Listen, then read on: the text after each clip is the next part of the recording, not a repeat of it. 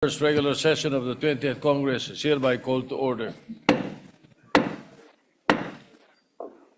Senator Lorin Legarda will lead the chamber in prayer. Heavenly Father, we adore you, we worship you, we praise you. We ask that you forgive us for the things we may have done and the things we failed to do, for we are only human. Help us become your instruments. May we be honest to the people we serve, be faithful to the duties we are bound with, and be true not just to ourselves, but to the entire nation. May we be reminded that we are measured not by the things seen by others, but by what we do when no one is looking. We lift to you our legislators, especially those entrusted with deliberating on the nation's budget in the ongoing bicameral conference committee. May we be reminded that we are in power because of the people we serve and that they deserve the best of us. We also pray for the staff and all those serving in government, that they may be blessed with wisdom and strength, and that we may all be guided by kindness, compassion, and the spirit of service. Guide our nation in the right path of justice, peace, and healing. We pray for the Filipino family to have food on their plates, that their wishes come true, and that every family be joyous in the coming holidays. We ask this in your holy name. Amen. The Secretary will please call roll. Roll call of members. The Honorable Senator Aquino, Senator Cayetano Alan, Senator Cayetano Pia, Senator De La Rosa, Senator Ejercito, Senator Escudero, Senator Estrada, Senator Gatchalian, Senator Go, Senator Antiveros, Senator Lacson, Senator Lapid, Senator Legarda, Senator Marcoleta, Senator Marcos, Senator Padilla, Senator Pangilinan, Senator Tulfo Erwin, Senator Tulfo Rafi, Senator Villanueva, Senator Villar Camille, Senator Villar Mark, Senator Zubiri. The Senate President is present. With 17 senators present, the chair declares the presence of a quorum. Majority Leader. Thank you very much, Mr. President. Mr. President, we are honored to have with us today Ms. Kayla Sanchez, the triple gold medalist in swimming of the Southeast Asian Games. She's with us today, Mr. President. Maybe we can ask for a minute suspension so that we just can say hello and congratulate her. Session suspended. Take note that I believe she's the most bemedaled athlete in this last Southeast Asian Games for the Philippine team, Mr. President. She just showed us her 3 golds and 4 or 5 silvers.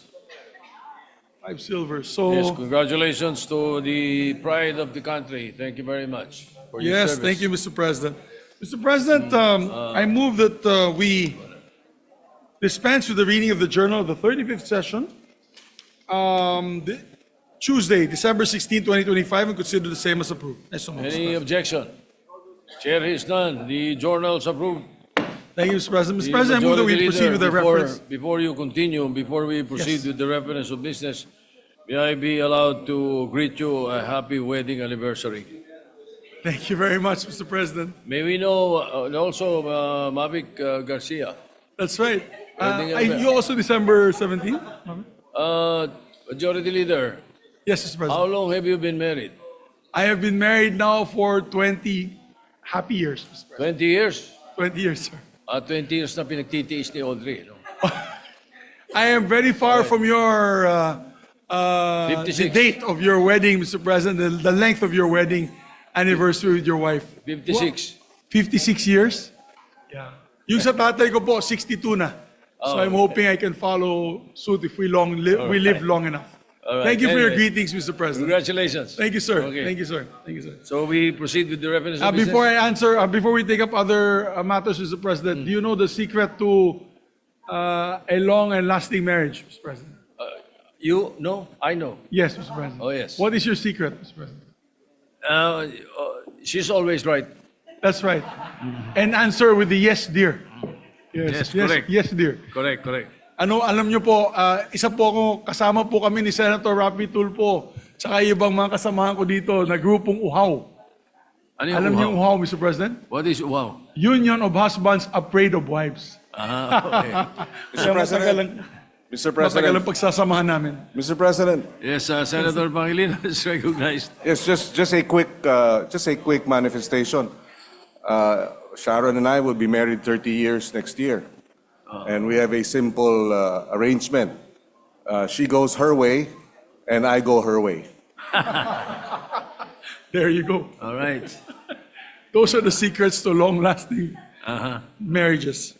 So, Mr. President, I move that we proceed with the reference of business. Secretary will proceed with the reference of business.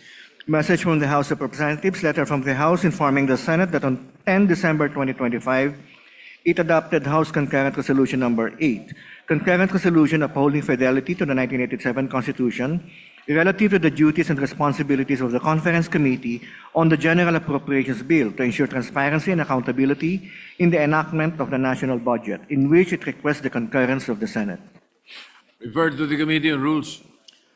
Bills on first reading. Senate number 1601, an act strengthening the University of Antique, expanding its curricular offerings and the composition of the governing board and appropriating funds therefore. Senator Legarda.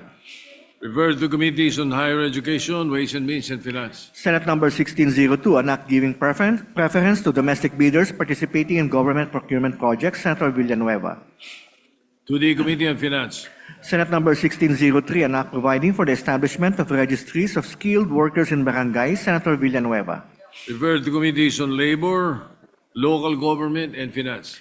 Senate number 1604, an act expanding the coverage of the tertiary education subsidy, amending for the purpose Republic Act number 10931, otherwise known as the Universal Access to Quality Tertiary Education Act. Senator Villanueva. To the Committees on Higher Education and Finance. Senate number 1605, an act providing for additional benefits for all teaching personnel in state universities and colleges and state-run technical and vocational institutions, appropriating funds therefore. Senator Villanueva. To the Committees on Civil Service, Technical Higher Education, Ways and Means, and Finance.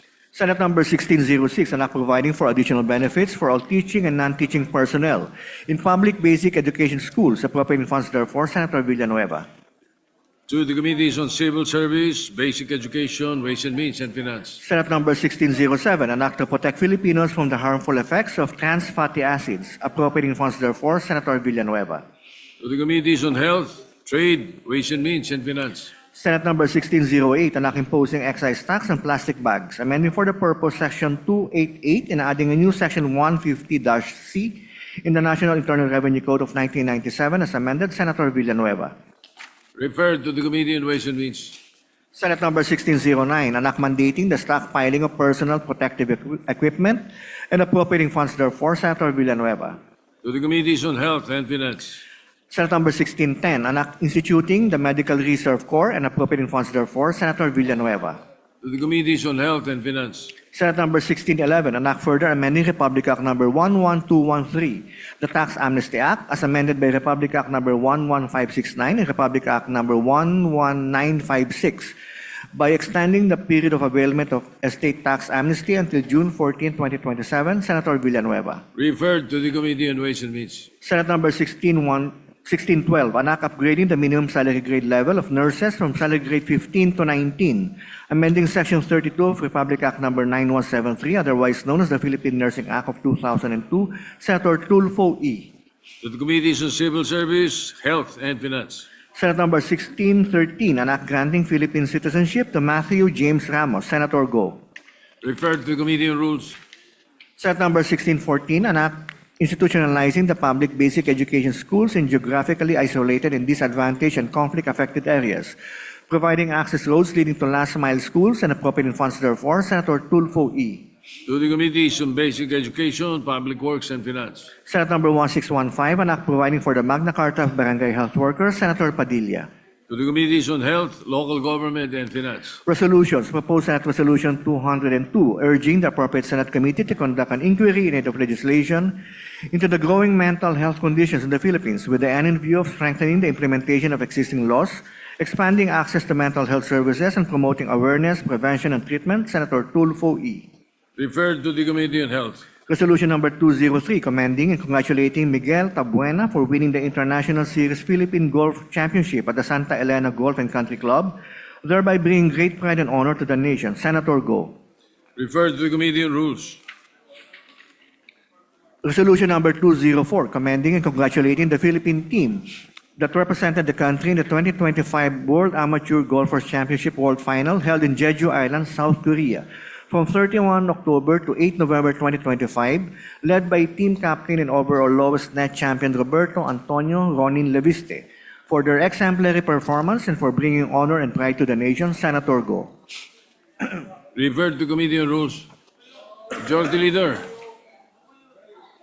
Majority Leader, are you not going to propose a resolution to congratulate the distinguished lady swimmer, the champion? Yes, Mr. President, maybe because there's so many winners, I have to discuss it with the members if you want to do it one by one or do we do it as a whole? And we invite all the winners here, the medalists, Mr. President. All right. After But the maybe Saudi- because she's the most bemedaled, Mr. President, maybe we can give her that distinct, separate- distinct honor. Separate resolution, yes? Yes, a separate resolution. You may We'll invite prepare. her again. Yes, Mr. President. We can prepare a resolution. Do you want to do it for today, Mr. President? Yeah, if you have it, then she's here already. Yes. Huh? We shall prepare, Mr. President, a resolution and take it up in a later hour so that we can approve it, Mr. I President. think there is one already. Huh? Filed by Senator Go, a resolution commending and congratulating Filipina swimmer Kayla Sanchez. If that's the case, Mr. President, with the permission of the body, I move to adopt Adopt. What is that resolution the Senate number. 205.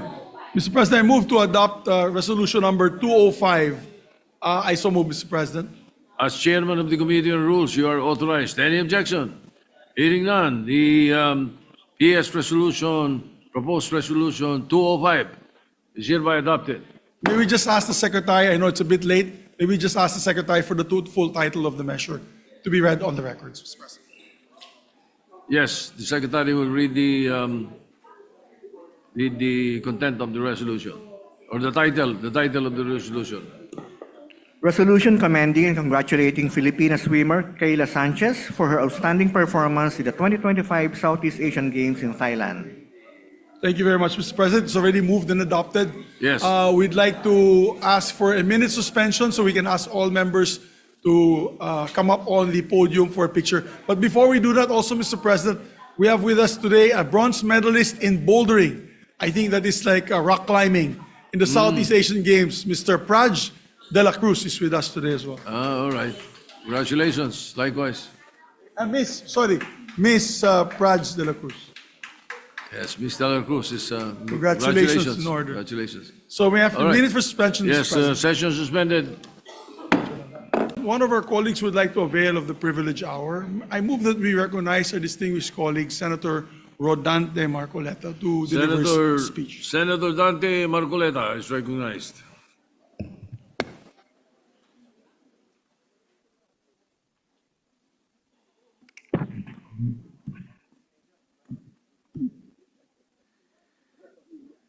Mr. President, distinguished colleagues, I rise today on a matter of national significance, one that directly affects our sovereignty, our security, our economic direction, and our way of life. In November 2025, the United States of America issued a new national security strategy. This document is not merely a statement of American priorities. It is a declaration of how the world's most powerful country now understands power, alliances, and competition. For countries like the Philippines, which are strategically located, economically developing, and geopolitically exposed, this strategy has direct and profound consequences. The 2025 U.S. National Security Strategy marks a decisive shift away from post-Cold War globalism toward a narrower interest-based approach. It explicitly rejects open-ended ideological missions and instead focuses on strategic discipline, aligning objectives with available means, and avoiding overextension. It is defining its interests more strictly and asking harder questions to its allies. What do you bring to the table? President Trump himself summarized it succinctly, Mr. President. To focus on everything is to focus on nothing. At its core, the strategy asserts more on the survival and security of the United States of America as a sovereign republic, it being the paramount objective. Everything else, alliances, trade, diplomacy, military presence, is subordinate to that goal. The strategy is anchored on several principles. One, America first, defined not as isolationism but as a prioritizing U.S. workers, industry, and sovereignty. Two, peace through strength, requiring the strongest economy, advanced technology, and most capable military in the world. Three, economic nationalism, including reshoring industry and securing critical supply chains. Four, fairness and burden sharing, rejecting free riding by allies and encouraging greater investment in one's own defense. And five, primary of national sovereignty, putting national interests over transnational governance. Mr. President, this is a leading global force that no longer apologizes for power and no longer subsidizes partners who do not invest in their own defense or economic future. The strategy makes unmistakably clear that the United States seeks to reassert comprehensive primacy in its own neighborhood. It declares that the Western Hemisphere must be secured politically, economically, commercially, and militarily under U.S. leadership, an approach described as the Trump corollary to the Monroe Doctrine. Nowhere in this shift more consequential than in the Indo-Pacific region. The strategy identifies the Indo-Pacific as the central arena of long-term strategic contention, particularly with China. U.S. objectives include preventing the dominance of critical maritime choke points, maintaining freedom of navigation and overflight, securing supply chains and deterring conflict, especially in Taiwan and the troubled South China Sea.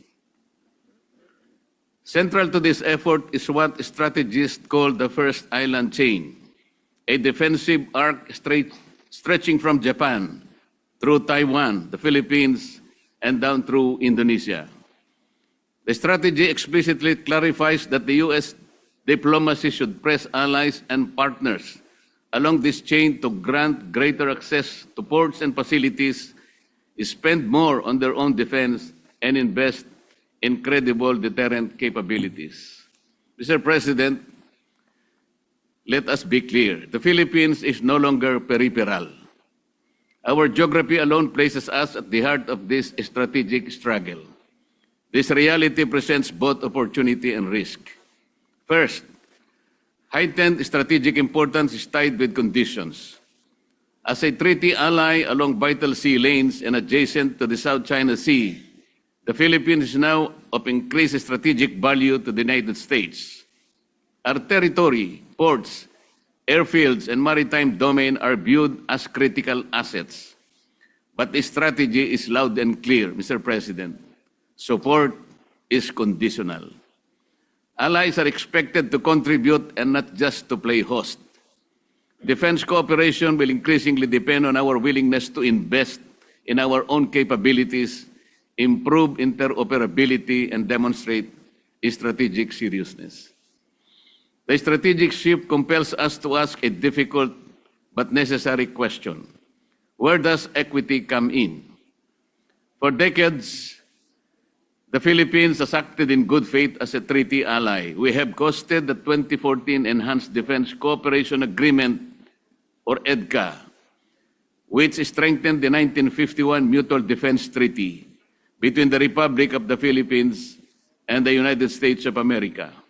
In 2023, we expanded from 5 existing EDCA locations to 4 more locations, opening our territory, airspace, and communities to magnify U.S. presence.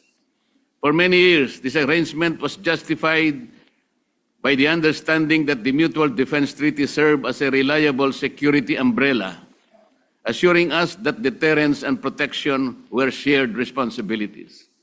Yet today, even as we have provided access and geography, the new doctrine signals that these resources are no longer sufficient. We are now told point blank that unless we invest more, spend more, and field greater capabilities, support is conditional. This raises a profound implication, Mr. President. The long-standing assumption that alliance alone guarantees security is no longer valid. As a nation that placed deep trust in the immutability of the U.S. policy, we must now reckon with the reality that strategic realities can change abruptly, even for long-time allies. The lesson is sobering but clarifying. Our security cannot solely rely on inherited commitments or empty assurances. It must be grounded on our own capacity, our own investments, and our own resolve to defend the Republic, regardless of shifts in the policies or even our closest friends. Second, there will be a shift from purely aid to capability-based partnerships. The era of dependency now appears to be a thing of the past. The United States now prefers partnerships based on capability, contribution, and alignment. Countries that fail to modernize their armed forces or protect their own maritime interests risk marginalization, even if they are treaty allies. This should concern us, Mr. President. In this evolving strategic equation, the Mutual Defense Treaty now rests on a fundamentally new equilibrium. While the treaty remains in force and continues to symbolize a shared commitment to peace and stability, its practical meaning has shifted from automatic assurance to conditional partnership. Defense commitments are no longer viewed as standing guarantees rooted in history, but as arrangement contingent on demonstrated capability, burden sharing, and strategic alignment. We have debated AFP modernization for years, Mr. President, yet projects are delayed, budgets questioned, and priorities shifted. Meanwhile, our fishermen continue to face harassment and our patrols remain limited. Sovereignty cannot rest on press releases alone. It requires ships, aircraft, trained personnel, sustained political will, and defending our maritime rights with credibility and certainty, not mere rhetoric. Legitimate sovereignty requires the ability to protect it. Third, we must realize that economic security is national security. The strategy treats economic power as inseparable from national security. The U.S. is actively diversifying supply chains away from China, creating opportunities for manufacturing, semiconductors, electronics, and digital services. This is a historic opportunity for the Philippines, but competition will be fierce. Southeast Asian states are racing to attract same investments. Those with unreliable power, weak infrastructure, regulatory instability, or policy inconsistency will be bypassed. We all know the hard and inconvenient truths. High electricity prices, corruption, bad governance, and uncertainty in rules would continue to hold us back, Mr. President. Strategic relevance today depends on economic relevance. If we wish to be trusted supply chain partner, we must ensure reliable and affordable energy, modernize ports, logistics, and transport networks, create stable, predictable investment rules, and align education and workforce development with high-value industries. Sa huli, ito ang pinakamahalagang aral para sa atin. Walang bansang tunay na iginagalang kung wala tayong kakayahang ipagtanggol ang sarili, lalo na yung soberenya at itaguyod ang sariling kaunlaran. ang pakikipag-alyansa ay hindi kapalit ng pambansang lakas. Ito ay nagiging makabuluhan lamang kung ang bansa ay may malinaw na direksyon, matatag na ekonomiya at kakayahang ipagtanggol ang kanyang teritoryo. Ang hamon sa atin na hindi pumili ng panig ng tunggalian ng mga bansang makapangyarihan, kundi tiyaking handa ang Pilipinas sa lahat ng pagkakataon. Gawin nating halimbawa ang Singapore. Taong 1965 nang sila ay tanggalin sa Federasyon ng Malaya. Umagulgol si Lee Kuan Yew sa harap ng publiko at pinangakuan ng kanilang mamamayan na tatayo sila sa sarili nilang mga paa at magtatagumpay.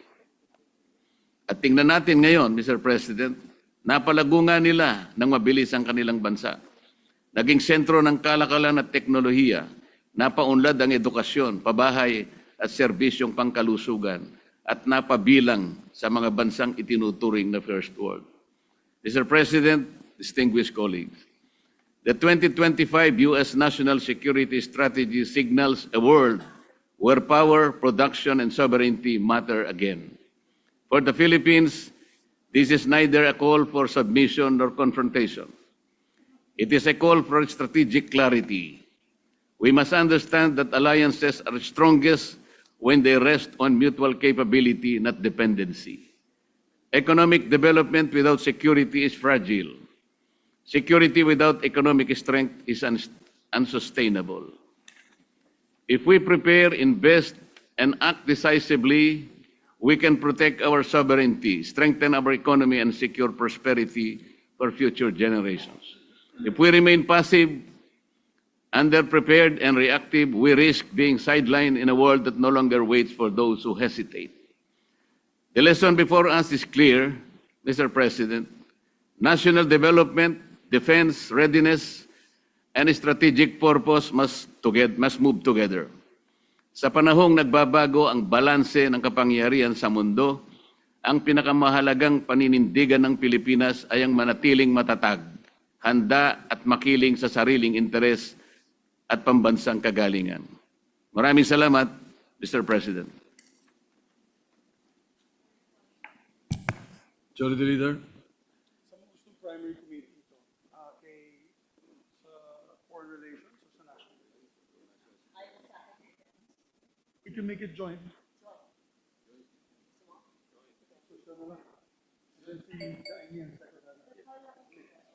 Yes, Mr. President. Mr. President, I move that we refer the speech of our distinguished colleague, Senator Rodante Marcoleta, which is very, very important in light of so many things that are happening now in the world order, Mr. President. To the Committee on National Defense as the primary committee and the Committee on Foreign Relations as the secondary committee. I so move, Mr. President. Hearing no objection, the privileged speech is hereby referred to the Committee on Defense and the Committee on Foreign Relations. Okay lang. Thank you, Mr. President. Majority Leader. Mr. President, yes, we have, okay, I move for additional reference to business, Mr. President. Okay lang. Ito na ba yun? Additional reference to business.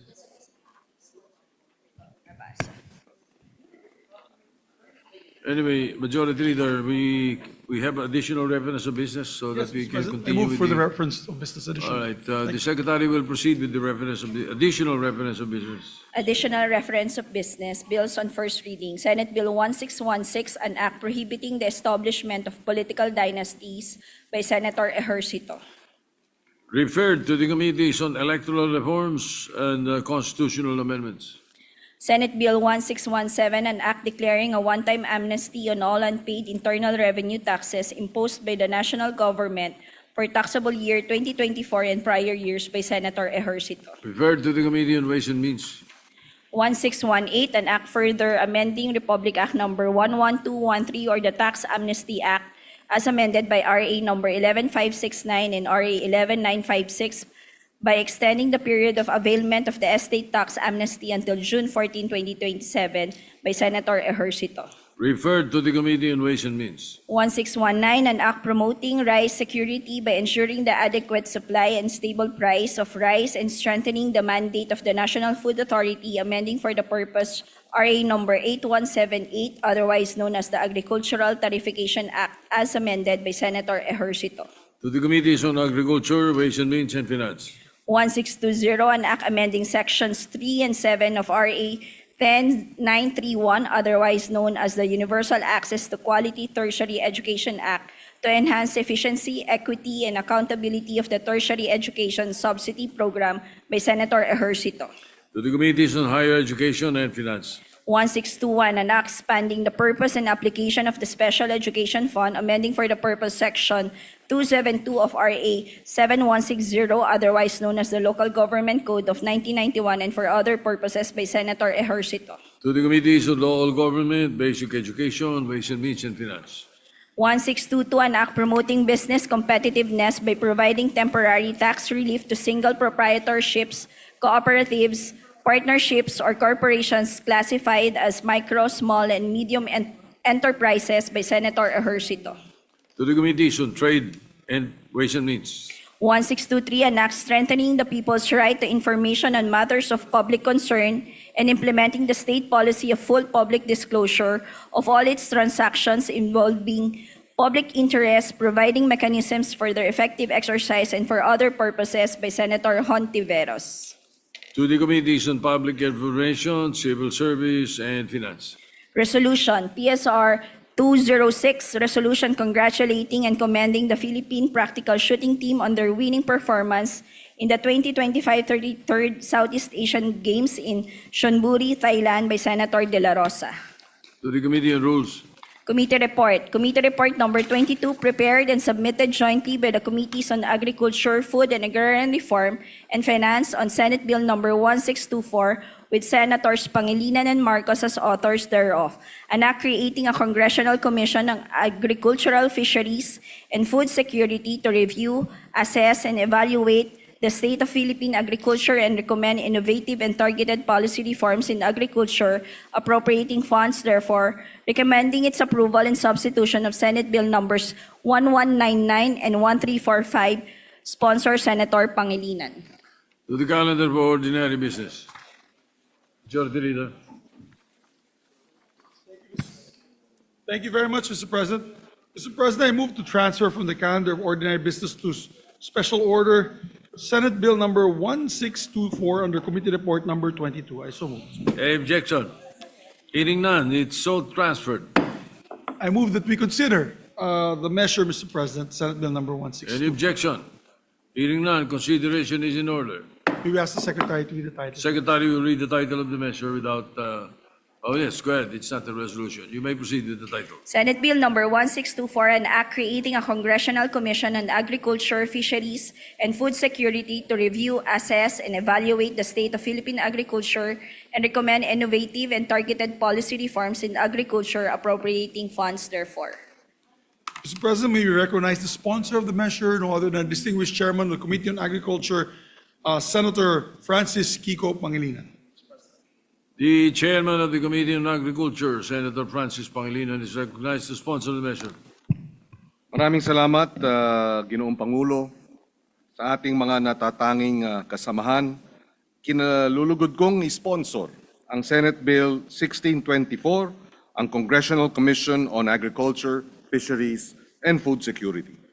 Nasa krisis ang agrikultura at pangingisda ng ating bansa. Krisis na ramdam sa buhay ng bawat Pilipino. Tulad ni Mang Ambo, na madaling araw pa lang sa Nueva Ecija ay nagahampas na ng lupa. Sa kanyang palayang ilang dekada na rin niyang sinasaka. Pataas ng pataas ang kanyang gastos, abono, krudo, at mga binhing huli kung dumating.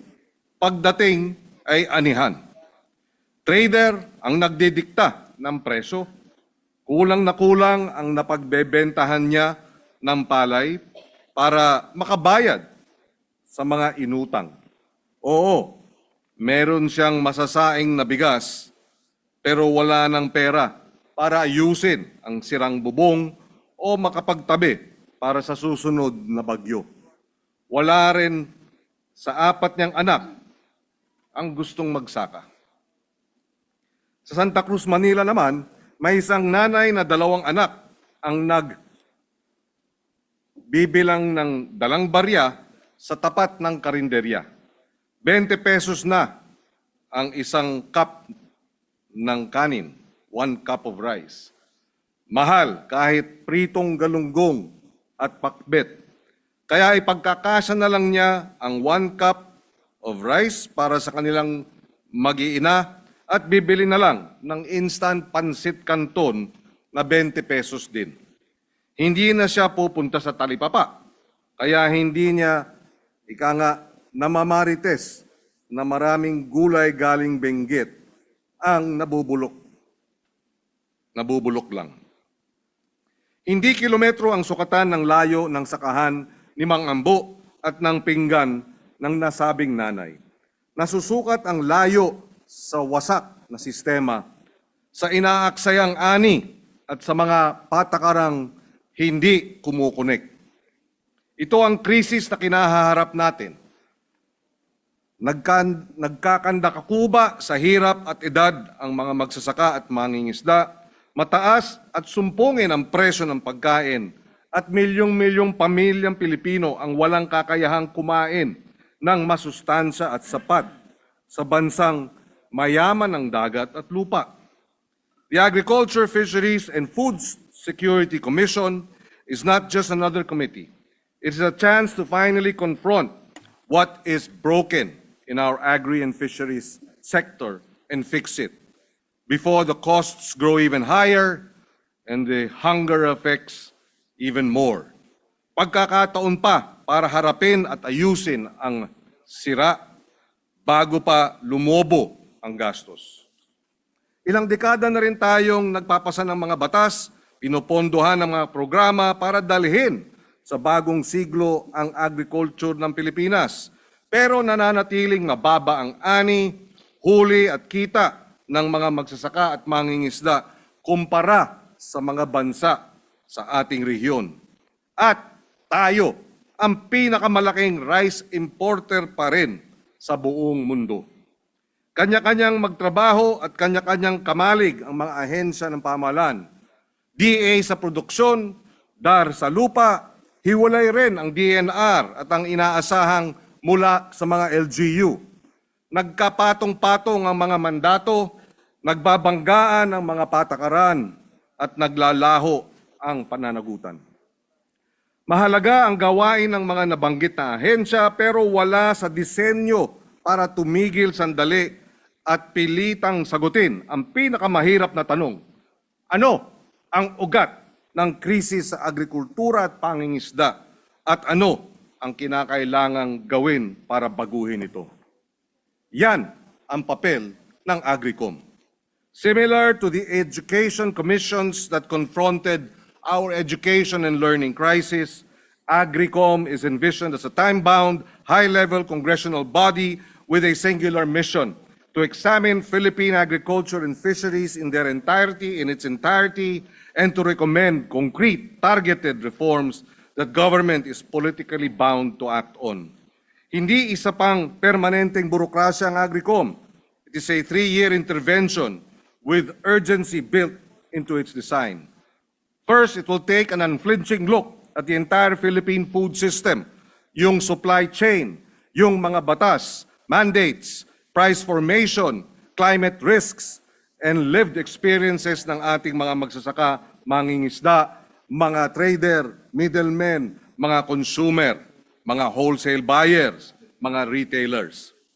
Tatanungin ng Agricom bakit hindi makausad ang ating agrikultura sa kabila ng napaka-abanteng mga batas. Bakit napakataas pa rin ng post-harvest losses? Bakit napakalayo ng presyo sa sakahan kumpara sa presyo sa palengke? Pangalawa, wawakasan nito ang pagkaligalig sa mga institusyon. Ngayon, hinaharap ng mga magsasaka ang isang ahensya para sa inputs, iba namang ahensya para sa lupa, iba pa rin para sa pautang, madalas walang koordinasyon at maliit ang pananagutan.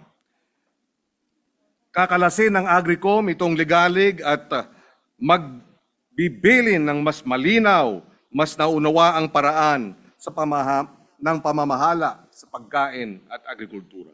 Third, it will lay down medium and long-term development paths with measurable targets, higher yields, higher incomes, better infrastructure, stronger market access, and real climate resilience. Ang mahalaga, hindi matatapos sa mga plano ang trabaho.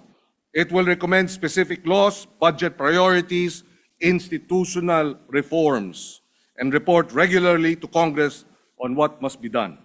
Panghuli, bibigyan puwang ng Agricom ang mga nagpapakain sa bansa. Sentro sa prosesong ito ang mga magsasaka, mangingisda, agrarian reform beneficiaries, indigenous communities, scientists, agribusiness practitioners, logistics providers, LGUs, at civil society. May mga nagtatanong, hindi ba masyadong mabagal ang 3 taon para sa kagyat na problema? Nandito ang gutom at mas mataas na ang presyo ng bilihin. Sinisikipan na mismo ng mga magulang ang kanilang mga sinturon, nalulunod na ang ating mga magsasaka sa utang, tila peligroso maghintay. Dalawa ang tracks, now and next. Immediate measures can and must happen now. Fully implement Sagip-Saka so government buys directly from farmers and fishers, expand feeding and nutrition programs, provide credit and inputs, crack down on smuggling and hoarding. None of these require waiting for a commission. Iba ang papel ng Agricom. It is a surgical team tasked to fix the deep recurring failures that keep producing the same crisis year after year. Fragmented mandates, misaligned incentives, weak extension and data systems, underinvestment in research and infrastructure, dysfunctional supply chains from farm to city, exploitative and oppressive economic relations in the agri and fisheries sector, and regulatory capture, corruption in the bureaucracy. Ano ang ibig sabihin ng tunay na food security? Sapat na kita para sa mga magsasaka at mangingisda.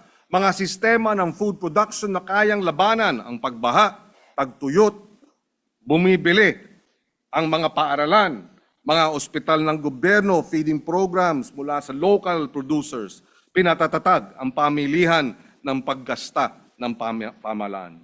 Tumatagos ang mga layuning ito sa anumang ahensya at batas na may kinalaman sa pagkain. Walang iisang departamento ang makakapaghanay at makakapag-isa sa kanila. Kaya natin itatayo ang Agricom. Its value lies in creating a politically powerful, technically grounded center that can finally say, ito ang daan mula sa sakahan patungo sa pinggan. At ito ang mga kailangang reforma para madaanan ito. Mr. President, sa taong 2027, 30 taon na ang RA 8435 o ang Agriculture and Fisheries Modernization Act of 1997. At matapos ang halos 3 dekada, ang Pilipinas ang pinakamalaking importer ng bigas sa buong mundo, isa sa pinakamataas ang presyo ng pagkain sa Southeast Asia, at nasa doble ang poverty incidence sa hanay ng magsasaka at mangingisda kumpara sa buong populasyon. Sa huli, isang pasya o desisyon para sa maraming henerasyon ang Agricom. Papayag ba tayong ganito pa rin sa susunod na mga dekada? Na nauubos ang mga magsasaka, na hirap-hirap ang mga mangingisda sa mga sinisimot ng yamang dagat, na pataas ng pataas ang presyo ng pagkain kahit junk food, o gagamitin ba natin itong krisis para itayo muli ang isang bansang marunong pakainin ang sarili? Sisiguraduhin ng Agricom na ang Estado ay nasa likod at sumusuporta sa lahat ng nagtatanim at nangingisda. Ang tagal na nating ipinagliliban ng reforma, hindi na tayo makakapaghintay pa. Ngayon ang panahon ng pagkilos, buuin na natin ang Agri and Fisheries Food Security Commission. Huwag nating itapon ang pagkakataong ito. Salamat po. Majority Leader. Next to co-sponsor the measure, Mr. President, our distinguished colleague from Tarlac and Pampanga, Senator Rodante Marcoleta. Senator Dante Marcoleta is recognized. Maraming salamat, Mr. President. Noong isang linggo po, Mr. President, ako po ay dumalaw sa munisipyo ng Claveria sa Cagayan Valley. Kahit po tayo ay abala sa ating gawain dito, ay pinagbigyan ko po na mabisita yung mga magsasaka sa lugar na yon, sapagkat una ko po silang nakausap noong 2022, Mr. President. At nung balikan ko sila nung isang linggo ay hindi mo maipinta sa kanilang mga mukha, Mr. President, ang kagalakan sapagkat nakita nila yung kaganapan ng mga ipinangako natin, lalong-lalo na po yung tatlong water impounding dams po na nakatutulong po sa kanilang pagsasaka ngayon. 3 barangay po yon, Mr. President, ang barangay Baksay, ang barangay Tabugan, at saka yung barangay Union. Nakakaingit po ang nakita ko, Mr. President, sapagkat kagaya naman po ng alam nyo, ako rin po ay lumaking isang magsasaka. Sana yung nakita kong yon ay magawa sa iba't ibang panig ng ating bansa.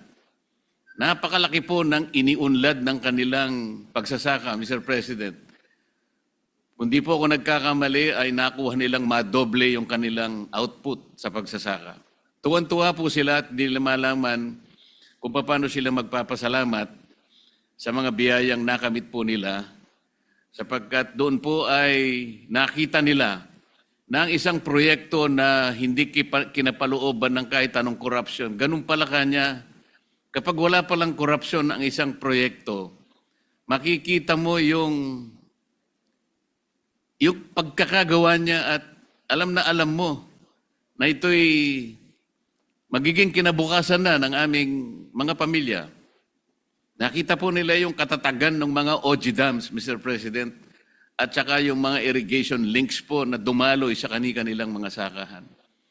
Pagkatapos po ay tumuloy ako sa Pidig, isa pong munisipyo ng Ilocos Norte, Mr. President. Nakita ko po ang isang modernong rice mill na may kasama pong drying facilities. Nainggit na naman po ako sapagkat sa tagal ko po sa aking barangay sa Paniki, Tarlac, wala po akong nakitang ganong pasilidad. Napakaganda po. Kami po nung kami nagsasaka pa po, maraming taon na nakararaan, Mr. President. Nagbibilad po kami ng palay sa plaza po ng munisipyo. Nakikigagawan po sa araw kung para lang po maibilad yung aming mga palay. Kung minsan naman po sa kalsada, ando na po yung daanan ng kung ano-anong mga sasakyan.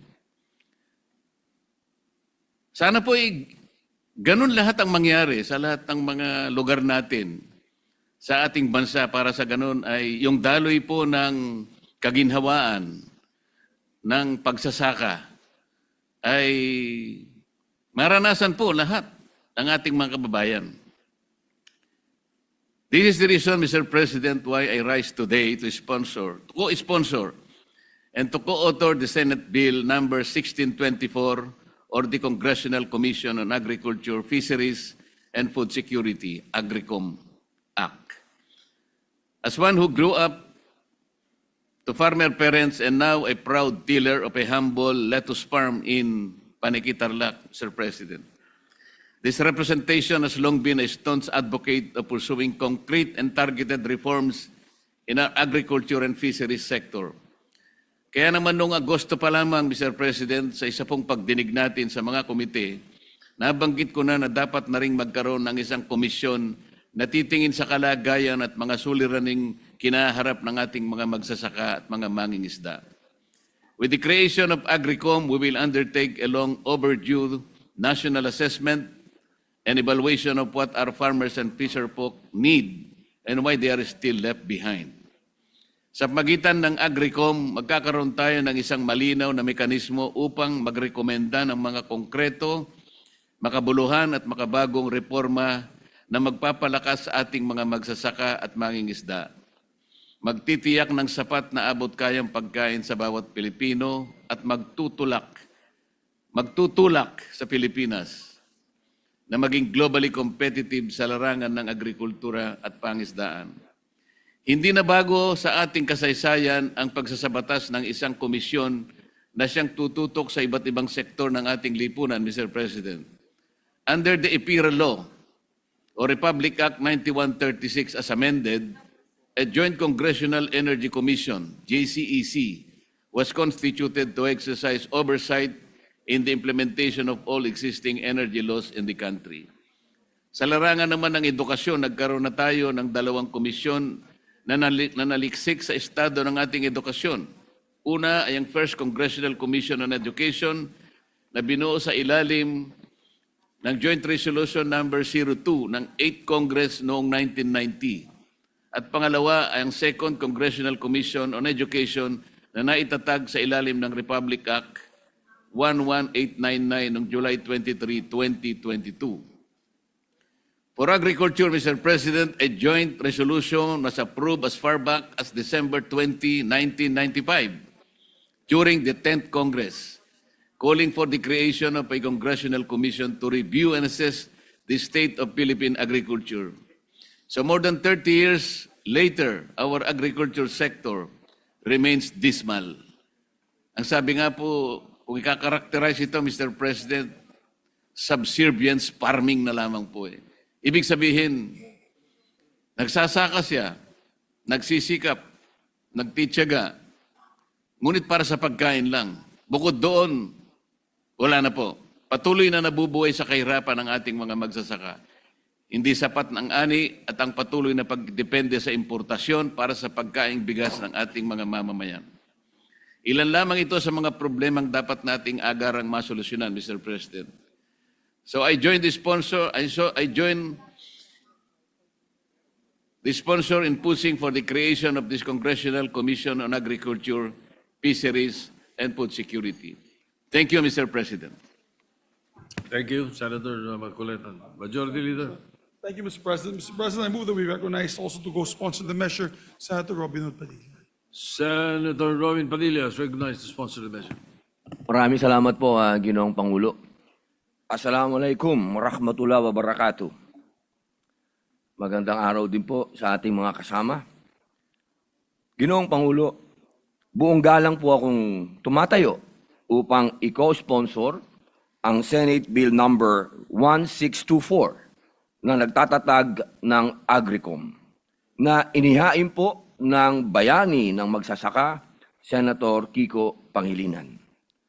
Sa tulong po ng panukalang batas na ito, ang usapin ng pambansang seguridad sa agrikultura at pagkain ay nabibigyan tugon, kung saan ang mga panukalang reforma ay nakasentro sa mga magsasaka at mangingisda na siyang labis na naapektuhan ng magulong sistema at hindi nagtutugmang mga programa. Ang Agricom ay hindi lamang dagdag ahensya, kundi pag-aayos ng direksyon ng agrikultura sa bansang mayaman sa yamang lupa at yamang tubig. Napapanahon na para sa isang komisyong magsusuri ng mga polisiya at gastusin ng sektor ng agrikultura at pangingisda upang palakasin ang koordinasyon nito sa pamahalaan at maglatag ng malinaw na reforma.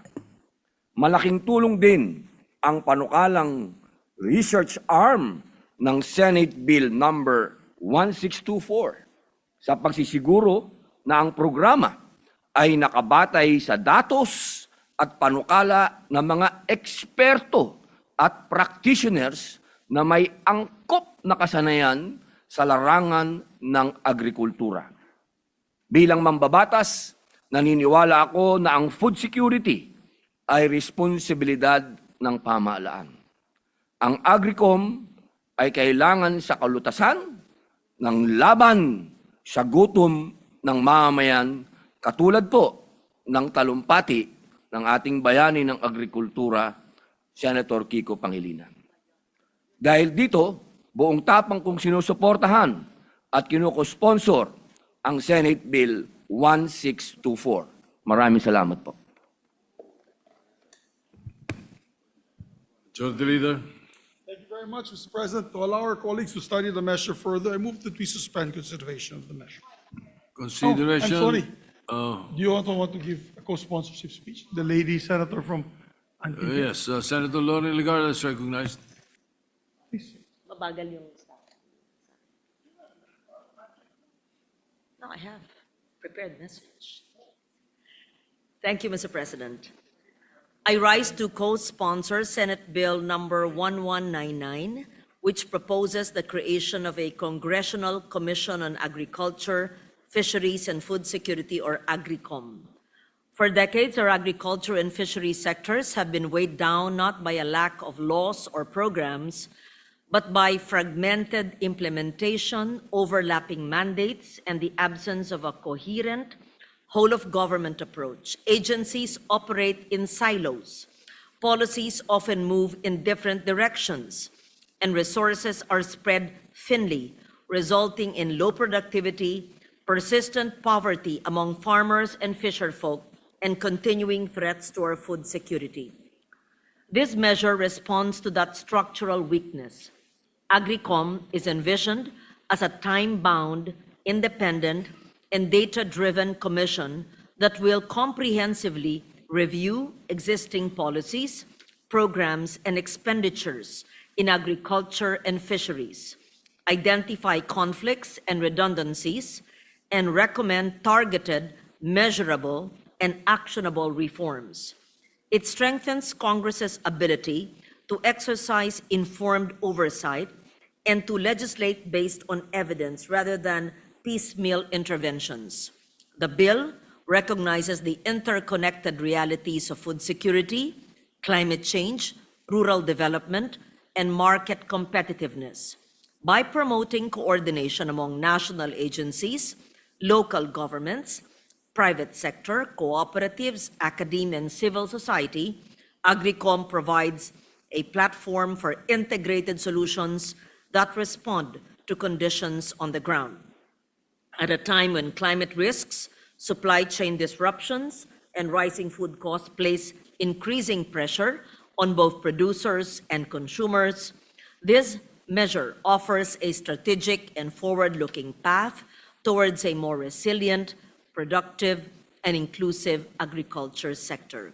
For these reasons, Mr. President, I am honored to co-sponsor with a sponsor, Senator Kiko Pangilinan, and urge our colleagues to support the said measure. Thank you.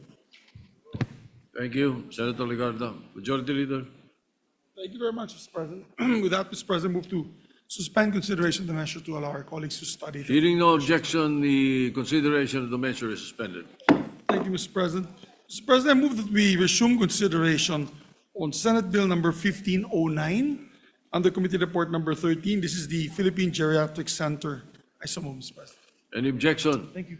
Hearing none, consideration of 1509 is in order. Mr. President, I move that we recognize the sponsor, Senator Risa Ontiveros, and to interpolate as this distinguished colleague, Senator Jinggoy Ejercito Estrada. Senator Risa Ontiveros is recognized to sponsor and to interpolate Senator Jingo Estrada.